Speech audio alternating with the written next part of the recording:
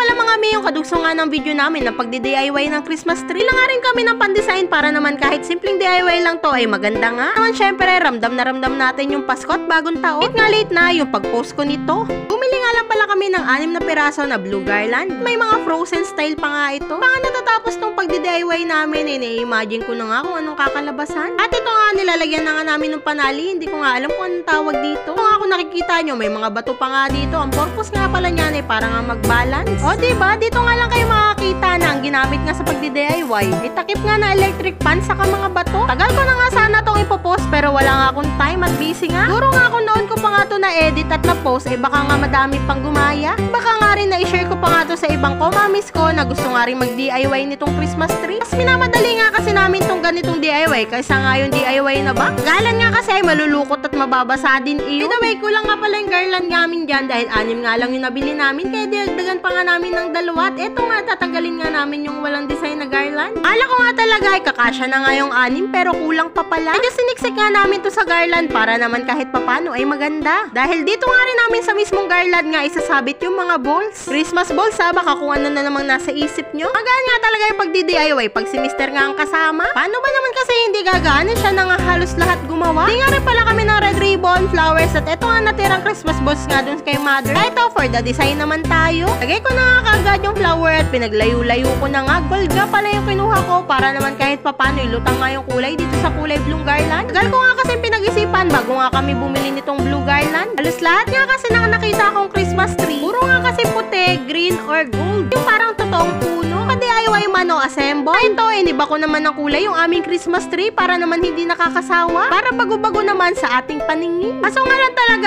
laking panghinayang ko at hindi ko nga ito na-post kaagad. Kailan nga tapos na yung Pasko at bagong taon, ngayon ko pa nga lang i-edit. At ngayon ko pa nga lang mabo-voice over.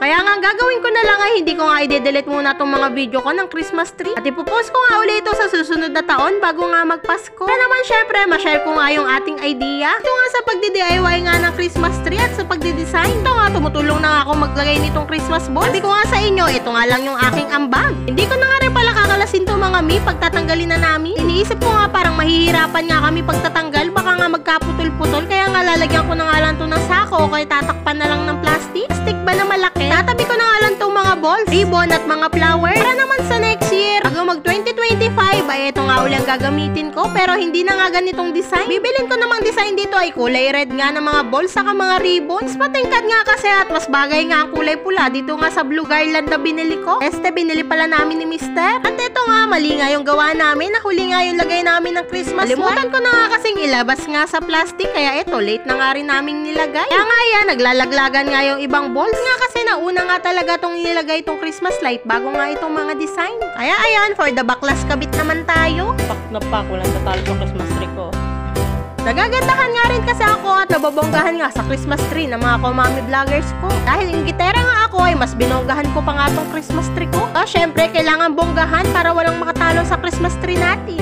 Syempre, charot-charot lang mga mi. Ayoko naman kayong talbugan. Baka naman sabihin nyo masyado akong mayabang. Mayabang sa utang. Charot. At ayan nga, sinindihan na nga rin namin yung Christmas light namin. Isa nga palang kulay nito, warm light nga lang pala. Ano nga kasi ako sa iba-ibang kulay nga ng Christmas light. Kaya ito na nga lang para simple lang. Hilig nga kasi ako sa simple lang pero elegante. Kahit naman hindi ko sabihin, alam ko namang alam nyo at napapansin nyo. Pero syempre, for the linis nga tayo para wala namang kalat dito sa paglalagyan natin. Dahil nga tapos na nga rin itong pagdedecor namin ni Mr. Ray, di-display na nga namin tong Christmas tree dito. Tada!